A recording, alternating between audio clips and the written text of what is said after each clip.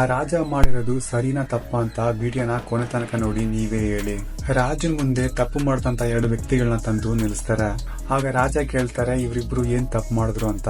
ಆಗ ಸೈನಿಕ ಹೇಳ್ತಾನೆ ಒಬ್ಬ ಅರಮನೆಯ ಗೋಡೆ ದಾಟಿ ಕಳ್ತನ ಮಾಡೋದಕ್ಕೆ ಪ್ರಯತ್ನ ಮಾಡ್ತಿದ್ದ ಅಂತ ಹೇಳ್ತಾರೆ. ಇನ್ನೊಬ್ಬ ಹೊಲಗದ್ದೆಯಲ್ಲಿ ಕೆಲಸ ಮಾಡ್ತಿದ್ದಂತ ಎಲ್ರಿಗೂ ಹುಲಿ ಬರ್ತಿದಂತ ಹೇಳಿ ಯಾರು ಆ ದಿನ ಪೂರ್ತಿ ಕೆಲಸ ಮಾಡ್ದ ಹಾಗೆ ಮಾಡ್ದ.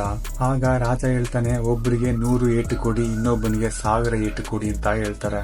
ಯಾರಿಗೆ 100 ಏಟು ಯಾರಿಗೆ 1000 ಏಟು ಸರಿಯಾಗಿ ಹೇಳಿ ಅಂತ ಸೈನಿಕ ಕೇಳಿದಾಗ ರಾಜ ಹೇಳ್ತಾರೆ ಅರಮನೆ ಗೋಡೆ ಹತ್ತಿದವನಿಗೆ 100 ಏಟು, ಹೊಲಗದ್ದೆಯಲ್ಲಿ ಕೆಲಸ ಮಾಡ್ತಿದ್ದವ್ರನ್ನ ಕೆಲಸ ಮಾಡದೆ ಅವರ ಸಮಯವನ್ನು ವ್ಯರ್ಥ ಮಾಡಿದವನಿಗೆ 1000 ಏಟು ಕೊಡಿ ಅಂತ ಹೇಳ್ತಾರೆ.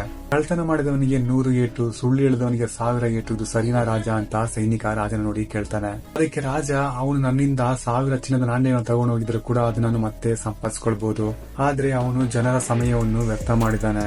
ಅದನ್ನ ಯಾವ ಶ್ರೀಮಂತ ನೆನೆಸಿದ್ರು ಕೂಡ ಆ ಒಂದು ಸಮಯವನ್ನು ಮತ್ತೆ ಪಡೆಯುವುದಕ್ಕೆ ಆಗುವುದೇ ಇಲ್ಲ ಅಂತ ಹೇಳಿ ಆ ಮಾತನ್ನ ಅಲ್ಲೇ ಮುಗಿಸ್ತಾರೆ. ಈ ವಿಡಿಯೋ ನನ್ನ ಫ್ರೆಂಡ್ಸ್ ಅಂಡ್ ಫ್ಯಾಮಿಲಿ ಎಲ್ರಿಗೂ ಶೇರ್ ಮಾಡಿ ಅವರು ತಿಳ್ಕೊಳ್ಳಿ.